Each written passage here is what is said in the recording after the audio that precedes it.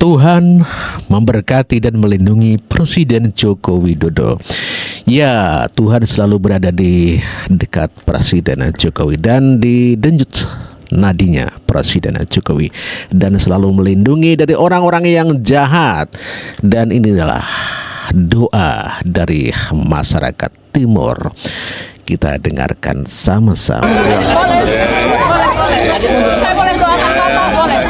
Kita berdoa. Bapak yang ada di dalam surga, kami mengucap syukur. Kami melihat diri Tuhan Yesus dalam pemimpin kami, Bapak Presiden Joko Widodo. Bapak Engkau memberkati hamba-Mu bersama dengan keluarga. Tuhan memberkati dia dari sekarang sampai selama-lamanya. Amin. Amin. Dengan doa yang tulus ikhlas mendoakan keselamatan kepada Presiden Joko Widodo, tentu saja membuat para pendengki dan sakit hati tidak bisa berkutik. Walau bagaimanapun doa yang ikhlas tembus ke langit dan dikabulkan oleh Tuhan. Sebagaimana disampaikan oleh Dahlan Iskan bahwa Pak Jokowi selalu dilindungi oleh alam atau Tuhan. Ya, orang sakit hati berpihak kepada Anies, Tuhan pun berpihak kepada Jokowi. Waspada fitnah kerumunan barisan sakit hati di akhir masa jabatan Presiden Jokowi. Selama 5 tahun terakhir ini, itu Tuhan seperti memihak Pak Jokowi luar biasa. Belum pernah 5 tahun berturut-turut tidak ada kemarau panjang. Desa-desa itu tenang. Desa-desa itu tenang. Jadi isu politik apapun itu nggak terlalu laku di desa-desa. Tapi campur tangan Tuhan itu masih ada satu lagi. Ya. Harga komoditi selama 5 tahun terakhir itu ampun deh bagusnya. Dan itulah bagusnya kata Dahlan Iskan bahwa Tuhan berpihak kepada Presiden Joko Widodo, dan selama Presiden memimpin selama 10 tahun tidak ada kemarau panjang sehingga menjadikan suatu ketenangan politik. Dan itulah karena Tuhan berpihak kepada Presiden Joko Widodo.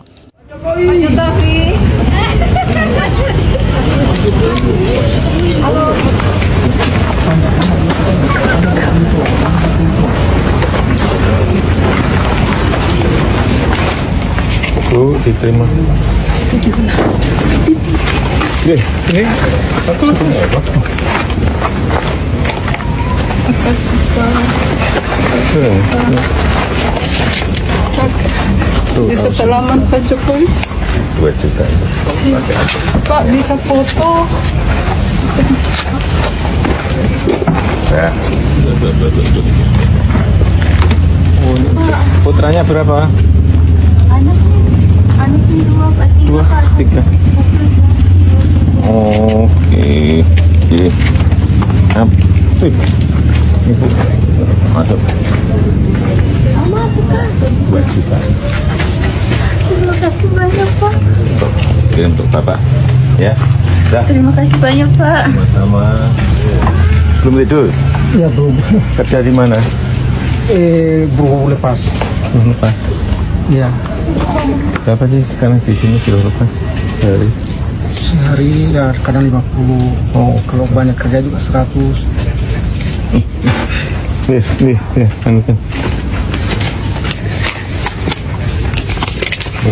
Kan. 2 juta ya. Cuma ada jalan dapat ambil. Ya Allah, terima kasih. Itu aja. Terima kasih Pak. Sama-sama. Oh, ada kembali Pak.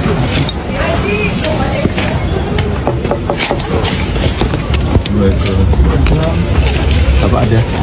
Oh, orang tua di kampung. Ibu, Lagi di kampung. kamu kerja apa?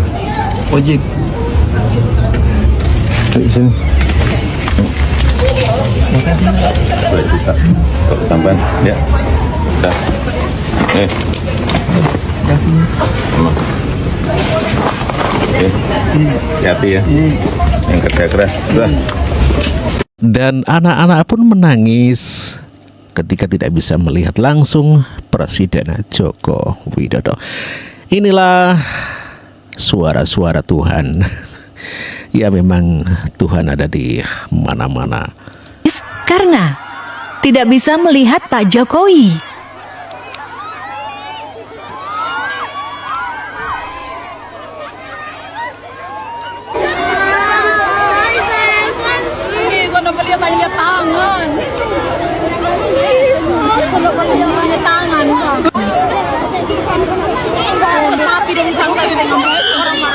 Ya, begitu cintanya anak-anak kepada Presiden Joko Widodo sampai-sampai menangis, tidak bisa melihat secara langsung.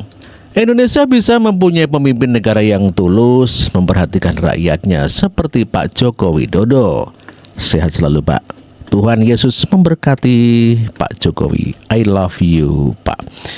Dan inilah videonya.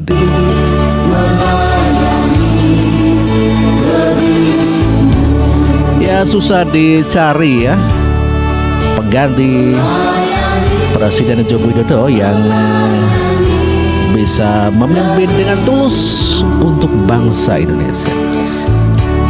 Saya sendiri juga menyadari begitu cintanya rakyat kepada Presiden Joko Widodo. Dan Pak Jokowi 3 periode pun tidak ada permasalahan, siap untuk menerima Presiden Joko Widodo. Luar biasa Bapak Presidenku. Pak Jokowi hidupnya hanya untuk rakyatnya. Tuhan jangan gantikan Pak Jokowi dengan yang lain. Tuhan lindungi Pak Jokowi. Amin. Alumni Universitas Indonesia mendukung Presiden Joko Widodo. Kami para alumni Universitas Negeri dan Swasta di Jakarta mendukung Pak Joko Widodo. Alumni Universitas Indonesia dan semua yang hadir di sini percaya bahwa Indonesia membutuhkan pemimpin yang memperjuangkan rakyatnya lebih sejahtera, damai, dan bermartabat.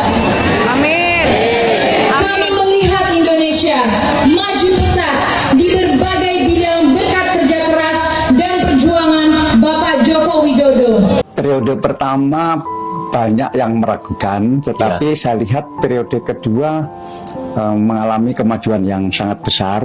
Kemudian juga kebetulan kereta cepat jadi, dan IKN juga beliau ngototnya luar biasa, batu bara beliau ngototnya luar biasa, nikel ngotot luar biasa, sawit ngotot luar biasa, sehingga saya lihat beliau ada kelihatan ngebutnya di periode kedua ini. Mungkin karena periode kedua itu diwarnai oleh COVID dan harus di balance kekurangan-kekurangan selama COVID. Tapi saya lihat beliau kelihatan ngebut sekali di akhir periode kedua ini. 4 tahun, 5 tahun terakhir ini itu Tuhan seperti memihak Pak Jokowi luar biasa. Belum pernah 5 tahun berturut-turut tidak ada kemarau panjang. Ini kan campur tangan Tuhan. Sawit bagus sekali, batu bara luar biasa bagus, kemudian nikel bagus. Ini negara ini punya uang karena 3 hal ini. Nah, padahal kita semua tahu dalam buku ekonomi bahwa harga komoditi itu kan selalu begini, begini, terus ini hukum harga komoditi seperti itu. Nah, apakah presiden berikutnya ini masih mengalami harga komoditi yang begini terus begini? Apa mungkin begitu? Karena hukumnya itu setelah naik itu akan turun begitu. Aduh, kalau sampai ini terjadi 5 tahun ke depan ada kemarau panjang, kemudian harga komoditi jatuh, alangkah pusingnya presiden dan itu tidak dialami oleh Pak Jokowi. Kelak mungkin seandainya terjadi kemarau panjang, mungkin agak sedikit tertolong karena proyek-proyek embung ini banyaknya luar biasa. Saya kira begitu. Saya kira rasional juga kalau ada orang yang berpendapat lebih baik Pak Jokowi terus saja deh gitu. Rasional juga. Meskipun secara demokrasi itu menyakitkan, dan apalagi bagi aktivis demokrasi ya kayaknya nggak ada orang lain saja, kan belum dicoba, mungkin orang lain lebih bagus. Suara begitu juga harus kita dengar. Bapak Jokowi sehat selalu, Tuhan Yesus berkati selalu dalam pekerjaan, tetap ingat sholat, tetap ingat Tuhan, apapun yang orang bicarakan di luar, Bapak Jokowi tetap yang terbaik. Karena beliau punya kepemimpinan sangat bagus, membangun rakyat, berbaur dekat dengan rakyat, terus tidak membedakan status sosial, ekonomi. Senang sekali kayak mimpi. Senang sekali kita bisa ketemu. Selama ini cuma nonton di TV, cuma lihat beliau punya kinerja. Akhirnya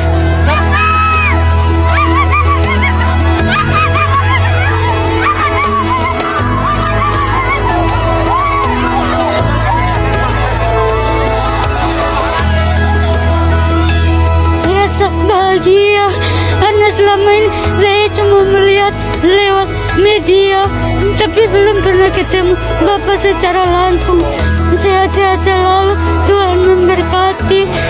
Terima kasih sudah berkunjung di kota kami, Kabupaten Sorong. Kenapa harus Pak Jokowi lagi? Itu pertanyaannya. Pak Jokowi pada saat ini telah melakukan banyak sekali program yang tujuannya untuk menghadirkan keadilan sosial bagi seluruh rakyat Indonesia. Saya berdoa agar Pak Jokowi diberikan kekuatan dalam memimpin negara kita. Bukan cuma diberikan kemenangan, ya, tetapi juga kekuatan untuk bisa membawa Indonesia untuk mencapai potensi maksimalnya sebagai sebuah negara yang besar. Negara Indonesia punya potensi luar biasa, mulai dari kekayaan alam sampai kekayaan sumber dayanya, terutama sumber daya manusia. Nah, untuk bisa membawa Indonesia menjadi salah satu negara superpower di dunia, seperti banyak diramalkan oleh banyak pengamat asing, maka diperlukan seorang pemimpin yang betul-betul tulus bekerja untuk rakyat. Saya rasa setiap masa butuh pemimpinnya yang berbeda-beda. Nah, pada saat ini kita butuh pemimpin seperti Pak Jokowi.